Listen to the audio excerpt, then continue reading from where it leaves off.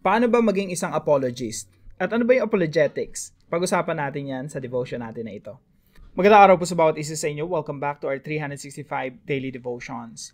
So pag-usapan po natin ngayong araw yung salitang apologetics. So ano ba yung apologetics? Hello? So tuloy natin yung devotion. Hindi ko kasi ito pwedeng i-cut, no? Kasi sobrang busy ako ngayong araw sa mga darating na panahon. So, kailangan ko lang tuloy ito, no? Kung makulit yung anak ko, that's okay. Kasama sa natin yan. Kasama sa devotion natin yan ngayong araw. So, apologetics. Ano ba yung apologetics? Apologetics yan yung defense of the faith. The discipline that seeks to provide a defense of the truthfulness of the Christian faith for the purpose of convincing unbelievers. So, yung apologetics, ito, sa madaling salita, ito yung defense of the faith. Ito yung naipagtatanggol mo yung ating pananampalataya. Pero tandaan natin, pag sinabi nating apologetics, hindi natin goal ang manalo sa debate. Ang goal ng apologetics ay maibahagi mo yung pag-asa natin kay Kristo. Ang goal ng apologetics ay makuha mo yung mga tao, yung kanilang loyalty mapunta kay Kristo. So that's the goal of apologetics. Now, para sa mga bago, no, pag sinabi nating apologetics, wag nating isiping pagsusorry or the art of saying sorry. Walang kinalaman yan doon sa pag nakagawa ka ng kasalanan, mag-apologize ka. Yung pinanggalingan ng salitang apologetics ay apologia, nang ibig sabihin ay reason. Kaya nagbibigay tayo ng reason sa ating pananampalataya. Ibig sabihin, yung pananampalataya natin, hindi yan blind faith. Meron talaga tayong reason bakit tayo nananampalataya sa Panginoong Hesukristo, bakit natin tinataya yung buhay natin sa ating Panginoong Hesukristo. We have a reason why we follow the Lord Jesus Christ. Isipin mo, buong buhay natin, binibigay natin sa Panginoon, tapos walang reason. Merong reason. May dahilan ba tayo sumusunod sa ating Panginoong Hesukristo at dapat maging handa tayo na i-share sa iba. Anong dahilan? Ba't sumusunod tayo kay Kristo? So, yan po ay part ng apologetics. Malawak po na topic yan, yung apologetics. It's more on defense of the faith. Sabi po rito sa 1 Peter chapter 3 verse 15 hanggang 16. Sabi rito, but in your hearts, revere Christ as Lord. Sa ating mga puso, igalang natin ang ating Panginoong Hesukristo, sambahin natin ang ating Panginoong Hesukristo, set apart natin ang ating Panginoong Hesukristo sa puso natin. Ibig sabihin yan, si Jesus ang sentro ng ating mga buhay, ng ating mga puso. Kapag si Jesus ang sentro ng ating mga puso, everything else will fall into place. Magkakaroon ng kaayusan. Maging sa ating pagbabahagi ng salita ng Diyos sa iba. Minsan kasi, dahil ang dami nating alam, yumayabang tayo, nagiging arrogante tayo. Kaya, pagdating sa apologetics, ang dami rito, mayabang, maangas, ang daming alam. Talagang pag nag-share patungkol sa Bible, talagang wow, ang daming alam. Pero ang pundasyon po nito, si Kristo kailangan maghari sa ating mga puso, nire-respeto, ginagalang, sentro ng ating mga puso, ang ating Panginoong Hesukristo. Sa ganong paraan, pag nagsasalita tayo sa iba, merong Christ-likeness din. Katulad rin ni Kristo na ang goal, mailapit ang tao sa Diyos. So, but in your hearts, revere Christ as Lord. Always be prepared to give an answer to everyone who asks you to give the reason for the hope that you have. But do this with gentleness and respect. So, instead of debate, gentleness and respect. Keeping a clear conscience so that those who speak maliciously against your good behavior in Christ may be ashamed of their slander. Igalang ninyo si Kristo mula sa inyong puso bilang Panginoon. Lagi kayong maging handang sumagot sa sino mang humihingi ng paliwanag sa inyo tungkol sa pag-asang nasa inyo. Ngunit gawin nyo ito ng mahinahon at may paggalang. So ito po ang una nating teaching ngayong araw. Apologetics is the defense of the faith. Yung apologetics po, ito po ay marami po kasing atake sa Christian faith. No? Totoo ba yung Diyos? Wala naman Diyos, sasabihin ng mga atheist. No? Wala naman Diyos eh. So, ang apologetics, ang task mo, ipaliwanag bakit may Diyos. Sasabihin ng mga agnostic, ay, kung meron may Diyos, di mo naman makikilala yung Diyos eh. kung ikaw ay Kristiyano na nag-aaral talaga, no, you're being an apologist. I hope tayo lahat apologist, no? Ibig sabihin, nagbibigay tayo ng reason bakit tayo nananampalataya sa Panginoong Jesucristo. Kapag ang kausap mo agnostic, sinasabi na hindi mo makikilala yung Diyos yun eh. Kung meron mang Diyos, no? Tayo alam nating sumagot na yung Diyos nagkatawang tao. Kaya alam natin kung sino yung Diyos, no? Jesus Christ revealed who God is, who the Father is. So, apologetics is the defense of the faith. Kapag iba't ibang mga relihiyon, Muslim, Buddhism, Hindu, o yung mga walang religion, inaaral natin paano ipaliwanag sa kanila yung ating pananampalataya. At the same time, dinedepensahan natin yung pananampalataya natin. Pananampalatayang Kristiyano.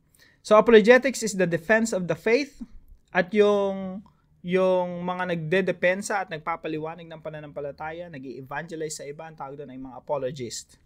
So, Christians are tasked to become apologists. Yung mga Christians, meron tayong mandato na maging apologist.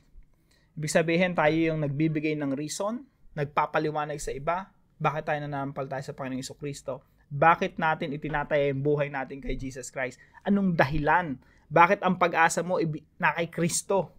Kaya ang sabi rito, lagi kayong maging handang sumagot sa sino mang humihingi ng paliwanag sa inyo tungkol sa pag-asang nasa inyo. Kasi ang pag-asa naman talaga natin na kay Kristo eh. Ang tanong, kaya mo ba ipaliwanag yon? Kaya mo ba ipaliwanag na si Kristo ang pag-asa ng buhay natin, ng buhay na walang hanggan, ng pag-asa ng buong mundo, ng pagbabago ng lahat ng mga bansa sa mundo? So, task ng apologist yan. At tayo, sabi ng Biblia, maging handa. Ang problema, pag may nagtanong sa atin, humihingi ng paliwanag sa atin, minsan di natin maipaliwanag, o minsan nahihiya tayo, o minsan tinatago natin si Kristo. Hindi po ganon. We are apologists. Ibig sabihin ng apologist, we explain the reason why we believe, why we put our hope in the Lord Jesus Christ. Number 3 po, the goal of apologetics is to win people for Christ, not to win in a debate. Yung layunin ng apologetics, ba't tayo nag-aaral ng apologetics, Christian apologetics? I encourage you to study that, no? Isang subject yan sa seminary, apologetics. Inaaral natin yan. Hindi upang tumalino lang, hindi upang manalo sa mga debate at sa mga arguments, kundi ang goal talaga yan is to win people. Yung maipaliwanag mo sa kanila at makita nila reasonable yung ating pananampalataya, may basihan na ilagay mo ang iyong pananampalataya at pag-asa sa Panginoong Jesucristo at malinawan ang kanilang mga isip na sila rin mananampalataya sa Panginoong Jesucristo. That is the goal of apologetics. Kaya po, hinikayat ko ang bawat isa, no, maging mga apologist tayo na magagalang, na respectful, na ang goal natin di talaga di bali nang matalo sa debate, basta mapanalo mo yung tao, no, na talaga mapalapit sa Panginoong Jesucristo. Do it with gentleness, with respect. Kesa sa nanalo ka nga sa debate, ang tingin naman sa'yo ng mga tao, arrogante, at na-stumble pa sila, nalayo pa sila sa Panginoong Jesucristo. So, paano po natin to i-apply sa ating mga buhay? Number 1 po, always be ready to give reason for your hope in Christ. Lagi po tayong maging handa na ipaliwanag ano yung reason natin. Yan po yung ibig sabihin ng apologia.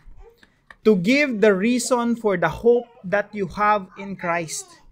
So, ano pong sabi ng verse na ito? Laging maging handa. Kaya mga kapatid, question po sa bawat isa sa atin, are we ready? Are we prepared? Pag may nagtanong sa iyo, bakit ka nananampalataya sa Panginoong Jesucristo? Bakit todo buhos yung buhay mo? Talagang binibigay mo yung oras mo at buhay mo sa Panginoong Jesucristo, what's your reason? Mga kapatid, dapat handa tayong ibigay yung dahilan. This is why I believe in Jesus Christ. This is why I follow the Lord Jesus Christ. Kaya nating ipaliwanag. So always be ready to give reason for your hope in Christ. And number 2 po, be a gentle and respectful apologist. Sabi po dito sa verse natin, no, ngunit gawin nyo ito ng mahinahon at may paggalang. Ang tendency po kasi pag marami na tayong alam, ang dami na nating, tumalino na tayo ng tumalino, ang tendency natin maging hambog, mayabang, magpa-impress sa iba na ako, I know a lot. I know a lot of things. I know a lot about the Bible. Minsan, nagiging maangas na. Ako, aminado ako, maangas ako So, patawarin niyo po ako sa pagiging maangas ko at times. Pero yun yung tendency, maging hambog, mayabang. Kaya po, napakatindi ng paalala na ito sa atin. Kapag nagbibigay ka ng dahilan, you're explaining the reason why you believe in the Lord Jesus Christ, you have to do it with gentleness and respect. Kaya po, bilang mga apologists, no, we have to be gentle and respectful. Ang goal natin, mawin natin yung tao. Sometimes, mananalo tayo sa mga debate but we lose the people. Nanalo ka nga sa debate, ang galing ng paliwanag mo, pero yung tao, imbis na nalapit kay Kristo, na-stumble pa. So we have to be gentle and respectful. Remember, we are representing the Lord Jesus Christ and we want to win people. Now, pangatlong application po, study the Bible intellectually and practically. Pag-aralan po natin yung Bible intellectually. Pag sumikapan po natin na mag-aral ng Biblia, pag sumikapan natin na unawain yung sinasabi sa Bible, pag sumikapan natin unawain sino ba talaga yung Diyos, pag sumikapan natin unawain bakit tayo nananampalataya sa Panginoong Jesucristo, what's the reason why we follow the Lord Jesus Christ at todo bigay 100% tayo sa Panginoong Jesucristo. What's the reason? Kasi tatanungin tayo ng mga tao. Kaya sabi po rito, lagi kayong maging handang sumagot sa sino mang humihingi ng paliwanag sa inyo tungkol sa pag-asang nasa inyo. So, study the Bible intellectually. Hindi lamang po emotionally na parang, feel good lang tayo. Nagbasa ako, na-bless ako, I feel good. Intellectual din. Now, hindi rin naman pwedeng intellectual lang na lumaki lang yung ulo natin, dami nating natutunan. We have to do it practically. Kaya, study the Bible intellectually and practically. Ano ibig sabihin ng intellectually? Ng practically? Yung naisa sa buhay, na ipapractice natin. Pag sinabi ng Bible na do it with gentleness and respect, then do it with gentleness and respect.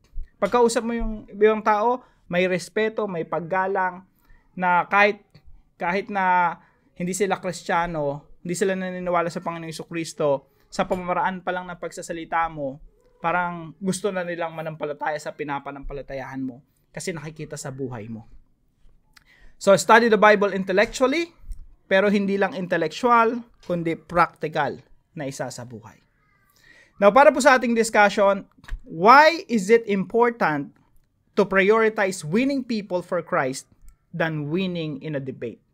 Bakit importante ang priority natin, mawin natin yung mga tao sa Panginoong Jesucristo kesa sa manalo sa debate? So, pag-usapan po natin yan sa ating mga discussion groups. At para po sa ating panalangin, kausapin natin si Lord right now. Dear Lord, thank you for revealing yourself through your word.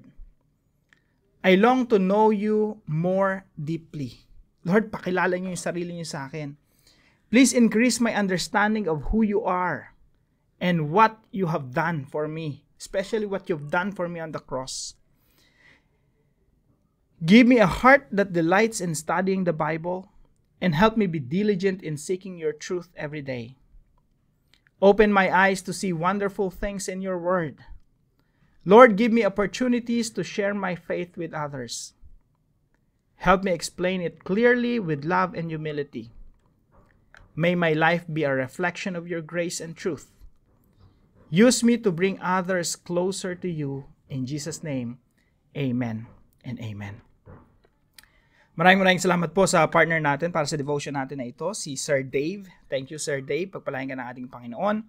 Gusto ko pong magpasalamat sa lahat ng mga naka-join dito sa ating YouTube community. Francisco Mangadlao, Marcelino Pan-Ivino, Eduardo Vicente, Donna Carter. Salamat sa pag-rejoin. Angelel Manalansan, Sister Vina, thank you for being a super supporter. Novi Grace Colminar, Roderick Nava, Jose Ambrosio Borja, Lailani Palivino, Cheryl Capelan, Jeff Ferrer, Amazing Videos, Climaco Capelan, Give Light Archive, Mac Forest, Musica, Alicia Ondevilla, Hernani Laguno, Sister Arlene Lazaro Kula, salamat sa pag-rejoin. Ganun din kay Win Cortez, Randy Manlapig, Ramil Triles, Gwen Masilongan, salamat po sa pag-rejoin. Romy Villones, Jonathan Salting, Summer Anton Fernandez, RG Oquindo, Mary Grace Ascuna, Arnel Gui. Ayan, lastly, Share Group SG. So maraming salamat po sa inyo. Ang Diyos po ang magpala sa inyo. Yun yung pong suporta sa akin ay malaking tulong po sa ating ministry. God bless po. At kung kayo po may natutunan sa devotion natin na ito, ipalam nyo lang po sa comment section right below this video. And please share this devotion to your family and friends. Pagpalain kayo ng ating Panginoon mga kapatid. Magkita-kita po tayo muli bukas alas 5 ng umaga dito sa ating daily devotion. God bless you po.